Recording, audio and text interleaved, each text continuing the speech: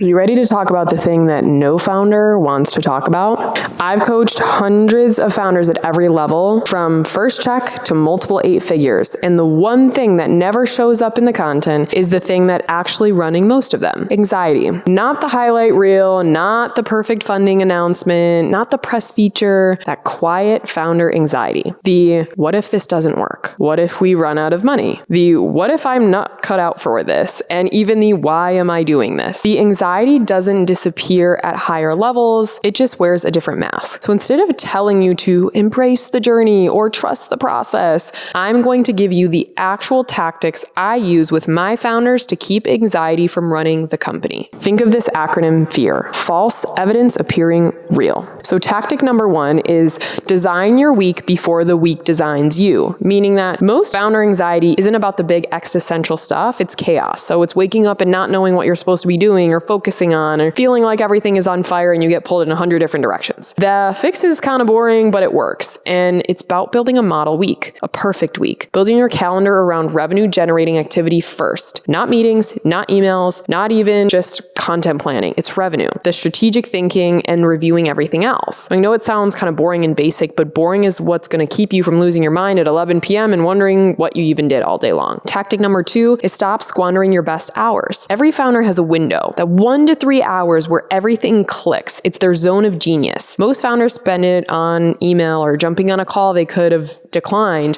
So the first 90 minutes of your day should be spent on your highest level tasks. For me, it's 5 a.m. No calls, no Slack, no one asking me anything. That's when I do the biggest and most complex thinking that actually matters. So figure out what your window is and guard it. Set a hard stop at the end of the day. So for example, for me, I close my laptop at 6 p.m. Not because everything's done, but because after a certain point, I know I'm just not making quality decisions anymore. I'm just making decisions. And those are the ones I end up regretting. Tactic number 3 is to stop treating recovery like a reward. Now, this was a really big one for me. I'll rest when the round closes. I'll take care of myself when I hit this number. I used to say that a lot, and it's a trap. And it did more harm than good. You keep moving the goalposts and your body is going to pay the bill. So schedule the walk, the workout, the dinner when your phone stays away, and not when you earn it every week. It's no matter what's happening, because the version of you that's running on empty is the one that's going to make worse calls. They're going to be shorter with your team, your spouse, your partner, and missing the things that you shouldn't miss. Burnout is your creation, and you get to dictate your parameters for recovery and success. Tactic number 4 is document your wins in real time.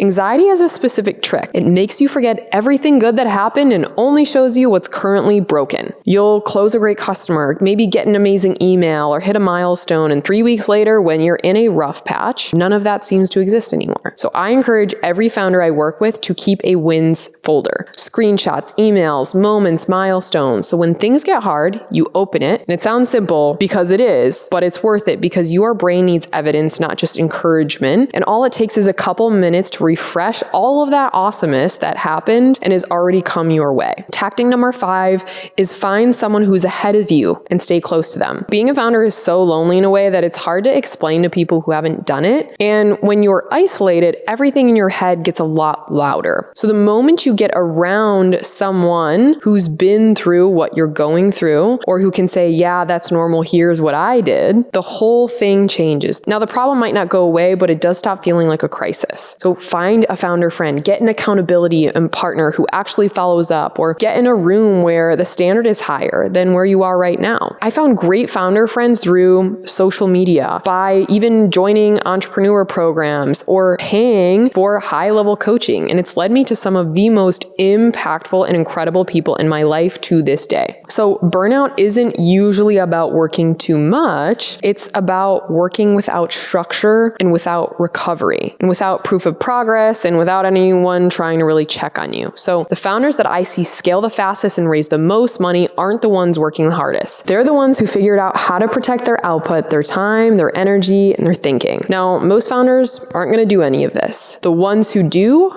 are the ones still standing in year 5. So you might not need this video right now, but go create your perfect week and craft a wins folder. Find one more founder friend and then forward this to a founder friend who needs to hear it, because you're going to want to refer back to this video again one day, and or soon if you're brave enough to take the entrepreneur path. So be sure to subscribe, because every week I drop specific founder tactics on how to make you more fundable and even a better founder.